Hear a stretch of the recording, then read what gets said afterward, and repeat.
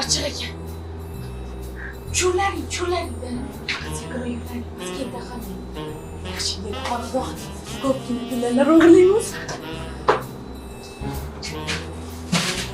Xuddi mana shunday tarzda birovning xonadoniga kirib bosqinchilik sodir etganlar qo'lga tushdi. Qarshi tumanida bosqinchilik jinoyatini sodir etgan jinoiy guruh a'zolari qo'lga olindi. Tumanning Alisher Navoiy mahallasidagi xonadonlarning biriga tonggi 4:00larda 3 nafar niqob kiygan noma'lum shaxslar devor orqali kirib, uy egasi, turmush o'rtog'i va o'g'liga tan jarohati yetkazgan. Menga qara, nimang bo'lsa chiqar, bo'lmasam o'zingdan ko'rasan. Jinoiy guruh xuddi mana shunday tarzda xonadon egalaridan pul talab qilib, uyda bo'lgan barcha tilla taqinchoqlarni olib chiqib ketgan. Eshik ochilganini sezdim. Parda qimillab fonar yorug'ini ko'rgandan keyin uyg'ondim, eshikka qarab yurib bordim.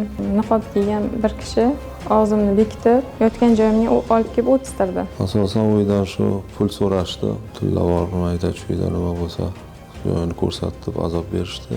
Ushbu holat yuzasidan Jinoyat kodeksining 164-moddasi 3-qismi B bandi bilan jinoyat ishi qo'zg'atilib olib borilgan. Tezkor tadbirlar natijasida gumonlanuvchilar Nexia 2 avtomashinasida davlat raqamsiz hodisa joyida harakatlanganligi ma'lum bo'ldi. Rahmat shularga, ichki ishlar ishchilariga, xodimlarga tingani yo'q. Shu davlatimiz borligi uchun mana shu qisqa vaqt mobaynida shu bosqinchilarni ushlab olib kelishdi. Hozirda 3 nafar gumonlanuvchilar Jinoyat protsessual kodeksining 221-moddasi tartibida ushlanib, tergov tezkor harakatlari davom ettirilmoqda.